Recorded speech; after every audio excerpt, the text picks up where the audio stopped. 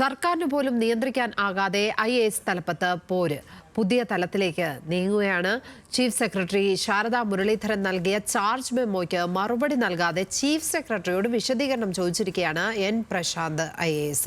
തന്റെ 7 ചോദ്യങ്ങൾക്ക് മറുപടി നൽകിയാൽ ചാർജ് മെമ്മോയ്ക്ക് വിശദീകരണം നൽകാം എന്നാണ് കത്തിൽ പ്രശാന്ത് പറയുന്നത്. ചാർജ് മെമ്മോയ്ക്ക് മറുപടിയായി ചീഫ് സെക്രട്ടറിയോട് തിരിച്ചൊരു ഉദ്യോഗസ്ഥൻ വിശദീകരണം തേടുന്ന അസാധാരണ നടപടിയിലേക്കാണ് സംസ്ഥാനത്തെ IAS പോര് എത്തി നിൽക്കുന്നത്. സംസ്ഥാനത്ത് IASലെ ഏറ്റവും മുതിർന്ന ഉദ്യോഗസ്ഥയായ ചീഫ് സെക്രട്ടറിയോട് സ്പെഷ്യൽ സെക്രട്ടറി വിശദീകരണം തേടുകയെന്നത് രാജ്യത്തെ സിവിൽ സർവീസ് ചരിത്രത്തിൽ തന്നെ ആദ്യമാണ്. അഡീഷണൽ ചീഫ് സെക്രട്ടറി ജയതിലകിനെയും വ്യവസായ വകുപ്പ് ഡയറക്ടറായിരുന്ന K ഗോപാലകൃഷ്ണനെയും ഫേസ്ബുക്കിലൂടെ അപകീർത്തിപ്പെടുത്തിയെന്ന് ചൂണ്ടിക്കാട്ടിയാണ് N പ്രശാന്ത് IASനെ സസ്പെൻഡ് ചെയ്തത്. തൊട്ടുപിന്നാലെ വകുപ്പ് തല അന്വേഷണത്തിന്റെ ഭാഗമായി chief secretary Sharada Muraleedharan charge മെമ്മോയും നൽകി. എന്നാൽ മെമ്മോയ്ക്ക് മറുപടി നൽകുന്നതിന് പകരം ചീഫ് സെക്രട്ടറിയോട് വിശദീകരണം ചോദിക്കുകയാണ് പ്രശാന്ത് IAS.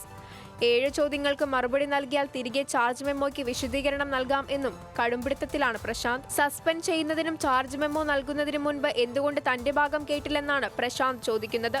ഒപ്പം തന്റെ ഫേസ്ബുക്ക് പോസ്റ്റുകൾക്കെതിരെ ജയതിലകും ഗോപാലകൃഷ്ണനും പരാതി നൽകിയിട്ടില്ല.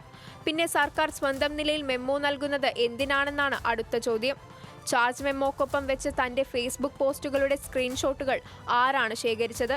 ഏത് സർക്കാർ ഉദ്യോഗസ്ഥന്റെ അക്കൗണ്ടിൽ നിന്നാണിത് ശേഖരിച്ചത്? ഏത് ഉദ്യോഗസ്ഥനെയാണ് ഇതിന് ചുമതലപ്പെടുത്തിയത്? തനിക്ക് കൈമാറിയ സ്ക്രീൻഷോട്ടിൽ കാണുന്നത് ഒരു സ്വകാര്യ വ്യക്തിയുടെ അക്കൗണ്ടാണ്. അങ്ങനെയെങ്കിൽ ഒരു സ്വകാര്യ വ്യക്തിയുടെ അക്കൗണ്ടിൽ നിന്നാണ് ചാർജ് മെമ്മോ തയ്യാറാക്കിയതെന്ന വ്യക്തം. ഇതിന് ചീഫ് സെക്രട്ടറി മറുപടി നൽകണം. IT നിയമപ്രകാരം ഡിജിറ്റൽ സ്ക്രീൻഷോട്ടുകൾ സർട്ടിഫൈ ചെയ്ത് കൃത്രിമം ഇല്ലെന്ന് ഉറപ്പുവരുത്തിയിട്ടുണ്ടോ എന്നിങ്ങനെ പോകുന്നു ചീഫ് സെക്രട്ടറിയോടുള്ള പ്രശാന്തിന്റെ ചോദ്യങ്ങൾ. പരസ്യ വിമർശനം തുടർന്നത് കടുത്ത അച്ചടക്ക ലംഘനമെന്ന് വിലയിരുത്തിയാണ് ചാർജ് മെമ്മോ നൽകിയത്. അതിനെയും വെല്ലുവിളിച്ചാണ് പ്രശാന്തിന്റെ പുതിയ നീക്കം.